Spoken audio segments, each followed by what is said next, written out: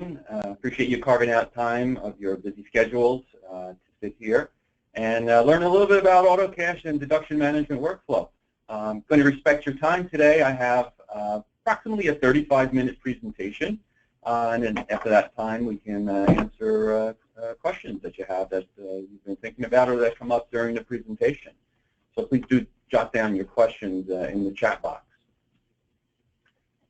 So, as I said, we're going to talk about Autocash processing and deduction management. And we all know that it's a complicated process and it's hard to administer. This is my little assistant that we have an explainer video on our website that takes you through many of the things I talk about today. But today's session will be discussing the building blocks needed to develop an Autocash process that delivers a 100% match rate. And during that process that you have an automatic deduction creation process. We're then going to look at the deduction lifecycle to see how technology and workflow can shorten the resolution process. There are 5 key modules of work that I'm going to be talking about: cash application, deduction management, the concept of collaboration, how the web system retrieval process works, and of course the end of the process actually collecting deductions. So when you think about best practices and best automation practices, what's going to really benefit your department? Number 1, timely and accurate cash posting must be less than 24 hours. While this is happening, you're going to be minimizing held orders, and this is going to facilitate the order processing department and the customer service department and the warehouse department. Really try to minimize any holdups in the organization. When you use electronic data, you're going to get a lot out of it. So you really need to maximize how you use your electronic data. The last thing you ever want to do is reprocess electronic data manually. Taking advantage of automatic retrieval processes and creating deductions by accessing customer portals, retrieving that data electronically. And while you're doing this, this is all going to jumpstart workflow. And I'll walk you through some of the steps and what you'll experience when you jumpstart your workflow process. And lastly, optimizing the utilization of the staff, aligning skills, increasing employee satisfaction, and reducing employee turnover. Don't lose sight of that. This is really going to help your department be productive, a stable team. At the higher level within your organization, you're going to enjoy increased cash flow, increased profits, and your overall administrative workflow will be reduced. Collaboration portals are going to improve communication with not only your internal departments, but external departments. And by connecting with your trading partners, you're going to improve customer relationships. You're not going to need to contact them via traditional methods, if that is even possible. You're going to have some very happy salespeople, buyers on the other side. You're going to be a true trading partner. And then throughout the process, you want to look for a system that's going to define all of the procedures that you have organized, and that's going to allow you to meet all your internal audit and SOX requirements. So what I like to do is, at this point, just put together a series of cash processing keywords, things that you may be familiar with, things I'll talk about today, and I just put this up here, something like translation of data, or a concept when you're doing searches that begins with, or scrubbing of data. We're going to talk about these things, and so this is your glossary of key Autocash and cash processing words. So when you're looking at a cash application tool, what do you must have? What are critical components? Number 1, a multi-currency, multi-business unit, and multi-company configuration. Right now, you may not be operating in a multi-business unit environment, but this is something you should have in place at the get-go of a system. When you do have the opportunity or the need to get involved in some of the businesses, you're going to be ready for it. User-defined business rules. You want a system that's going to allow the power user to configure and automate, configure the business rules. You don't want to have to rely on your IT department. And as you're configuring these rules, there's going to be some exceptions. There's going to be some outliers. So you need customer-specific business rules, something that's outside of the norm, because you're going to come up across that. The matching rules that you're going to take advantage of, they're going to be complex, dealing with discounts, grace days, and thresholds. Now, to be really effective in taking advantage of electronic remittances, I mentioned earlier, the automatic reassociation of remittance information with payments is critical. So that would be EDI remittance information coming into your shop, payments coming into the bank, and then how to connect those two, marry up or reassociate. And the standard formats for batch processing, BAI2 formats, CSV, EDI, Excel, to name a few, these all must be supported. Now, when you're looking towards the top tier types of systems, the Cadillacs, if you will, of Autocash processing systems, automatic deduction creation and cash on account coding. This must happen, especially dealing with mass merchandisers, pharmaceutical industry, CPG industry. There's a great deal of automatic deduction creation that must go on. Converting between custom codes and your reason codes. This needs to be an automatic process at the company level and then at the customer level, because you're going to get many different layouts and coding schemes from your customers. So you need to convert those into a standard set. Automatic assignment to workflow based on the deduction type and amount. For example, when you're creating, or Autocash is creating the deductions, the pricing deductions need to go directly to the person responsible or the warehouse, back to that shipping manager, to start to identify and indicate reasons for why these things may have happened. This needs to happen as part of your workflow. And when you're matching, you can't only rely on open items. You need to check both open and closed line items. An efficient system can do that in a matter of minutes. And then to create that 100% reconciliation of payment, you need to be able to create line item entries for those items not found. And when you're creating those line items, you're going to not only create the amount, but you're going to start to assign coding. You're going to assign key information for where the transaction, the payment originated, and make that part of the deduction or cash on account payment. So this way, this entry is also immediately put into your workflow, and someone can start working on it. So when you look at some of the details involved in the Autocash matching process, first of all, you're going to do, these are a series of operands that you go through, and you're going to match on different fields of information. So whatever information you can bring in to the system from your other core systems into your Autocash system, that needs to be done, and then create the matching rules to match up against the remittance information from the banks or directly from the trading partners. So let me go through these briefly. Remittance items, of course, the most common, things like exact matches to invoice numbers and PO numbers and reference numbers. In some industries, you might find success in matching against a total balance or a past due balance. Very important with some of the high volume retailing type customers, data cleansing and scrubbing of data. And what this means is it looks at the data that you're receiving and compares it to what you have, and then depending on where you need to do the strip or the removal, you remove that information from the respective side to get a match. And I have a nice example for you a little bit later on how the data cleansing works.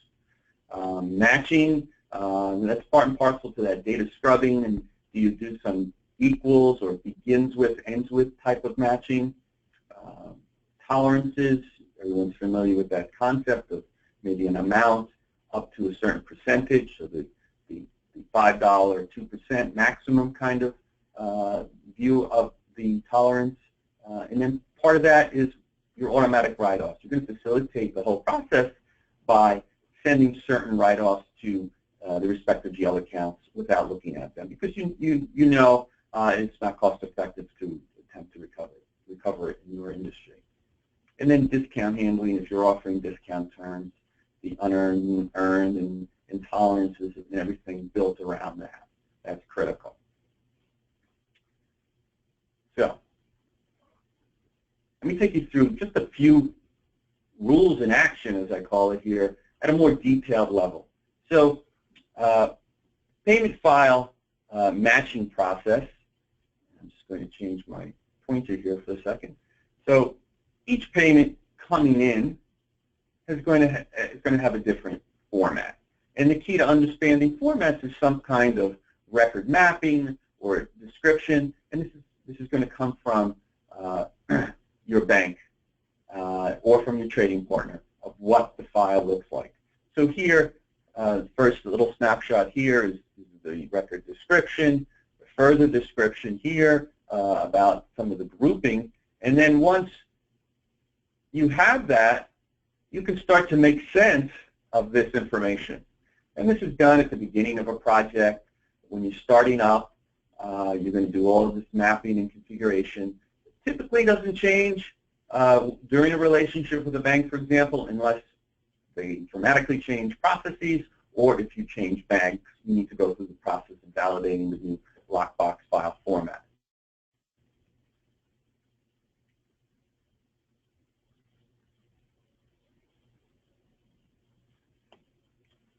Okay, another rule, reason code translation. This is where customer deduction reason codes are translated to your reason codes to ensure consistency and tracking across all of your customers. So when we're looking at a EDI format, the highlighted numbers are the position in the record that indicate the reason code. So if I were to look at my reason code 01 in the file, the 820 reason code, that needs to be translated into my client or your reason code scheme. So the 01 is translated to the 050. And this is done during the Autocash process. So when these deductions are created, they're set up on account, and your collection and deduction analysts know exactly what they're looking at. You always need to preserve the original reason code, but when you're talking to the customer, because they only know their codes, and your team is most versed in your own codes, of course. But there's always that cross-reference that is done during Autocash, and once again, it needs to be saved and captured in the deduction. All right, this was the strip search cleansing that I talked about a little bit earlier. This is where it's a known discrepancy in the data. You know that your customer is always going to give you a certain piece of information that doesn't mean anything to you, but you need to deal with it in your file. So this little series of instructions on the right, let's go through some of them. So the reference number, that's the item to be cleaned, and that's indicated by simple identification. Then the strip from operand. So in this case, I've selected strip from, and the indicator here, if you look, it's left or right. So from the right side of the data, I'm going to strip the K, H, and F. So when data comes in and you look at my sample line, and I have the K, H, F at the end, that means nothing to my internal line item. So before I attempt to match it, I'm going to remove it until you have the information that you could find in your own AR file. So and there's many combinations. You can strip a string. You could strip the beginning. You can strip special characters like this underscore if you have it in your file and your customer doesn't give it back to you. So this is going to create many more matches for you when you take advantage of this kind of cleansing process. So now let's move on to deduction management. And when you're creating deductions, the first step is after the creation is putting it into a workflow. And you can be determining where these deductions go based on dollar thresholds to accelerate resolution. A, you could have them automatically written off. B, you could send up to X dollars to a junior analyst. And if it's over $5,000, over $50,000, it should go to the manager or senior analyst handling that account. So you're going to prioritize and direct the deductions based on the importance to you. Okay. So now you've assigned it, you're tracking it, deduction life cycle with reason codes and status codes. What type of deduction is it? Where is it in the process?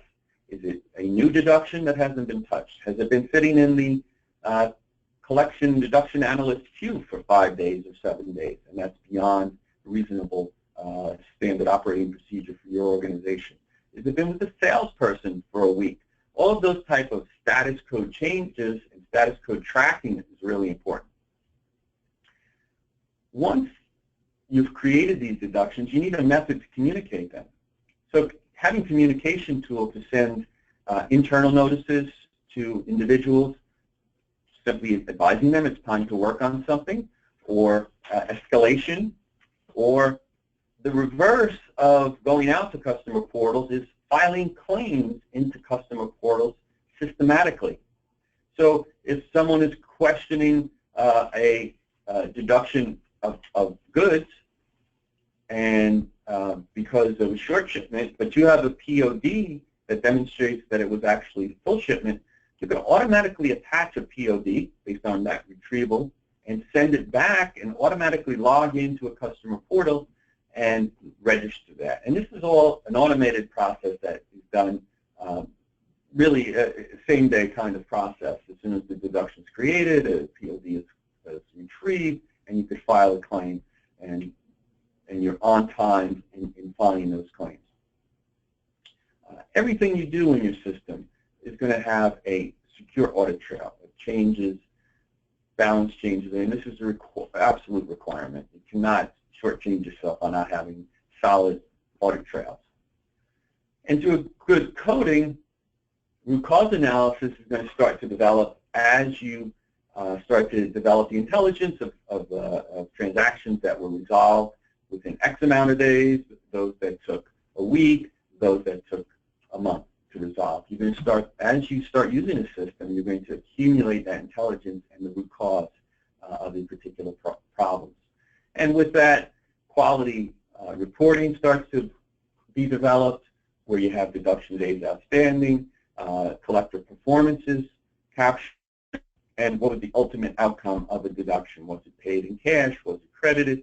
Those are the types of outcome resolutions you'll be able to capture. And then cross-departmental involvement. That's collaboration. You know, we all know that we're not going to resolve these on our own in the credit department. You need to engage different folks, and the best way, the best practice is to develop an organizational-wide understanding of each person's responsibility, and then introduce a tool that will allow you to meet that. And you just can't rely on emails and attachments to emails. It's just not going to work in a large-scale organization. It's going to take over. Things are going to get lost. With a system where you have a centralized database, everything is being time-stamped, nothing is going to just slip through the cracks.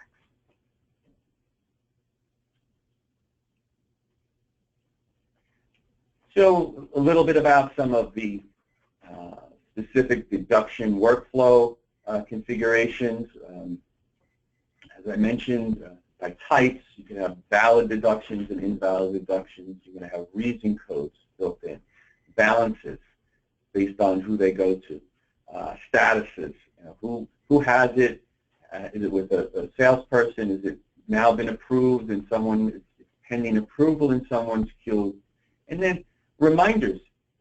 Listen, some of this stuff really builds up, and you do need to remind folks that it's been a week, it's been a month.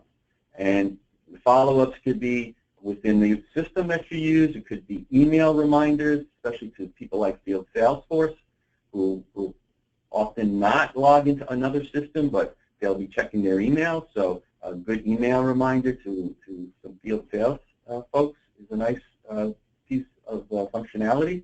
And of course, faxing to those types of companies that still rely on that. And then escalation.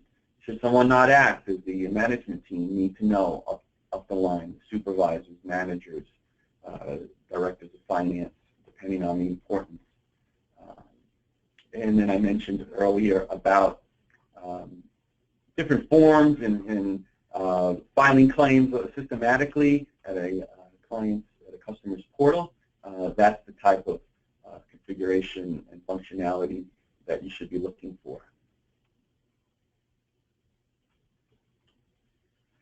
So what I have here is an illustration, and I'm going to try to kind of walk you through a scenario, what happens.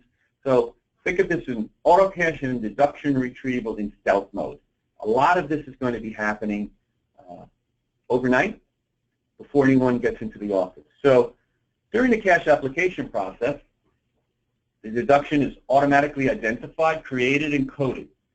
Okay, this is a bank file, comes in at 8 o'clock at night, the process goes through, creates the deductions, and no one has touched this information yet, no manual touch. So depending on how it's coded, well, does a short shipment document, debit memo, need to be retrieved? So that can happen next. This can happen an hour later. Supporting documentation is retrieved from customer portals by automatically going out, pulling back in that debit memo and attaching it to the debit. So now you're starting to develop the intelligence. Why was this deduction taken? How was it coded? And now here's a debit memo from the customer portal. Okay. Now based on tolerances, deduction can be automatically approved or denied and put directly into the GL account. It can automatically be written off. Once again, we're in stealth mode. People haven't come into work yet. But when they come into work, the deduction is automatically assigned to them. They're sitting at their desk.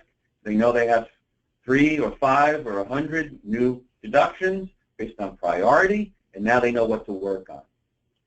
So everything so far has happened in the middle of the night. Now, yes, people need to start working on it, researching it, analyzing it. But for those who don't, we can have some escalation notice to an individual's manager, right, in action. And this needs to be part of your standard operating procedures. You can't do this without a complete buy-in within the organization. So you're starting to use your new coding, you're tracking the deductions, you know the status, you know where a particular item is in the resolution process. You're going to start to develop your intelligence, dashboards, reporting, and they're going to be provided to your analysts, to management, so everyone knows where a situation stands, what's working and what's not working. And then lastly, you're going to focus on collectible deductions.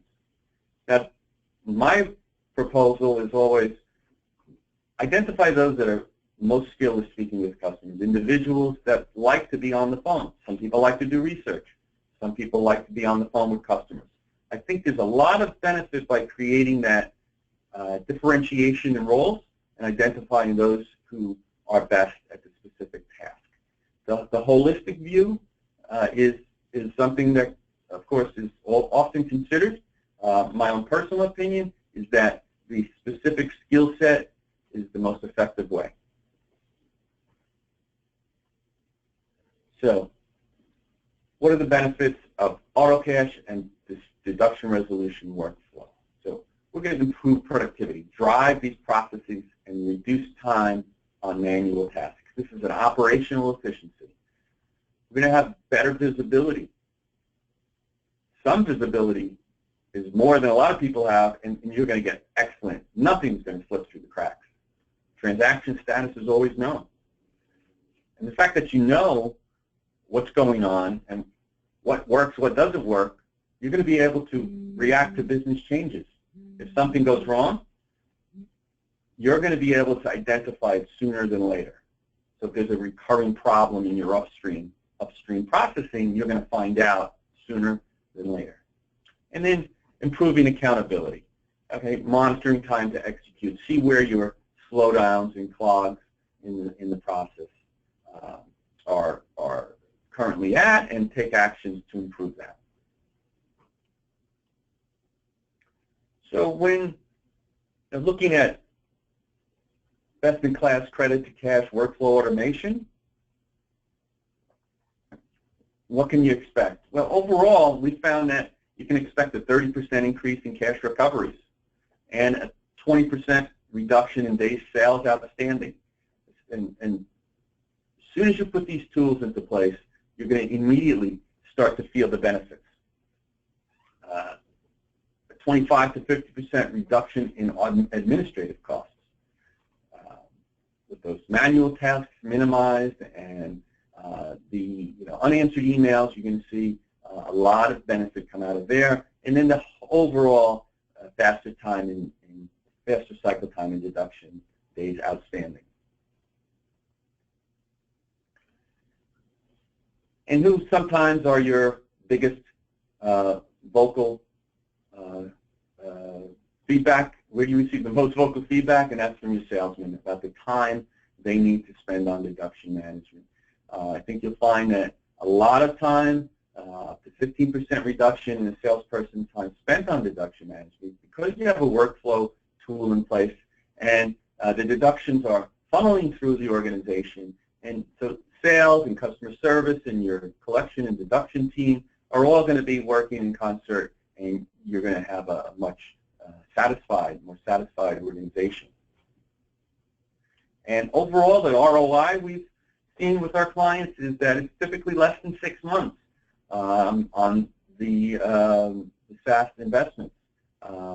Tools that are implemented should be modular in nature, so you can roll out different modules as you see fit, whether you start slow and roll it out, or if need be, you go for a full implementation of a complete suite of products.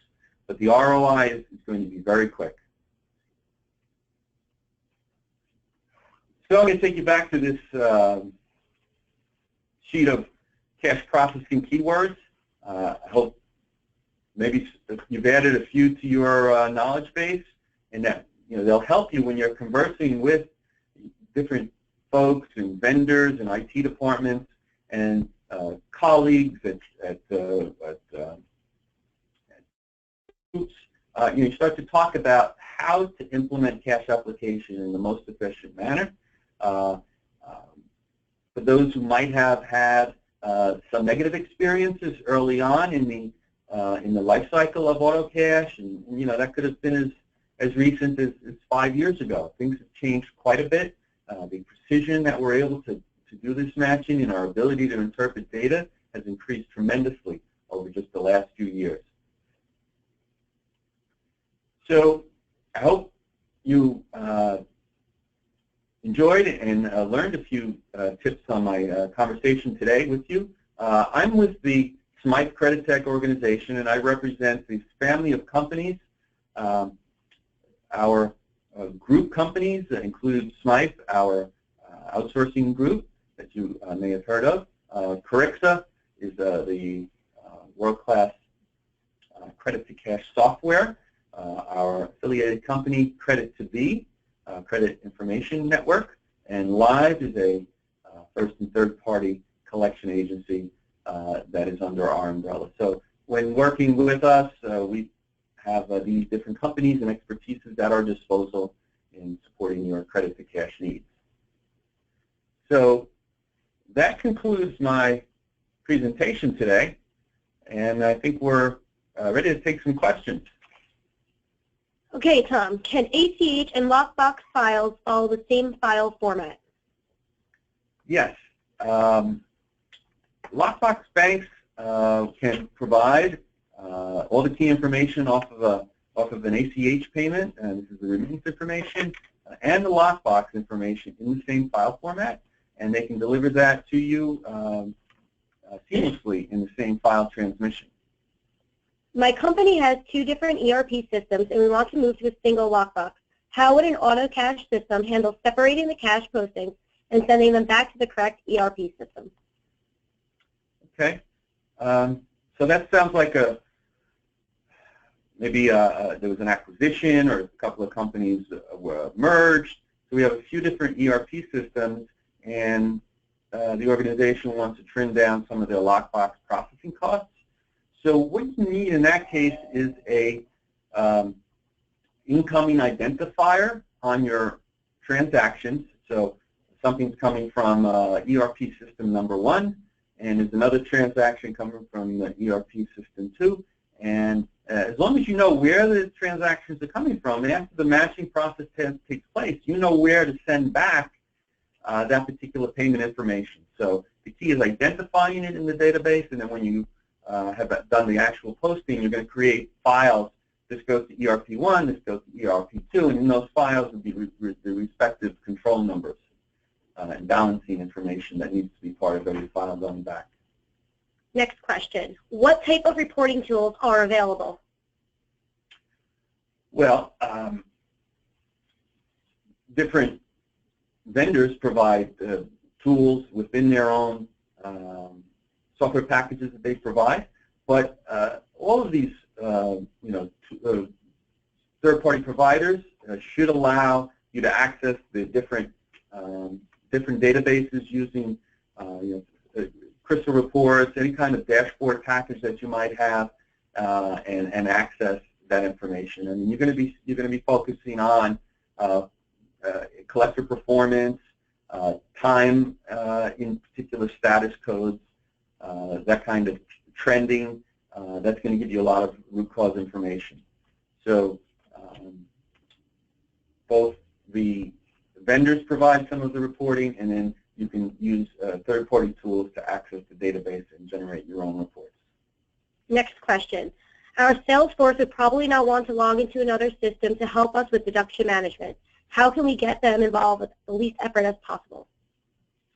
Yeah, common problem that hard to get a salesperson to log into yet another system. So sending them the information, sending them an email with a link in it, telling them you have these 3 deductions that have been assigned to you. They can click on a link, open up the information, they can respond, they can code, and then you establish that collaboration. They can do that from their computer, they can do that from their phone. So you really take out a lot of the objections to supporting you by allowing that very flexible communication through phone, laptop, and through email. At this time, there are no further questions. With that, we are going to close today's webinar. I would like to thank Tom for taking the time to present to our group today, and thank all of today's attendees for taking time out of their day to join us. Thank you all again, and we look forward to seeing you at our next webinar. Thank you.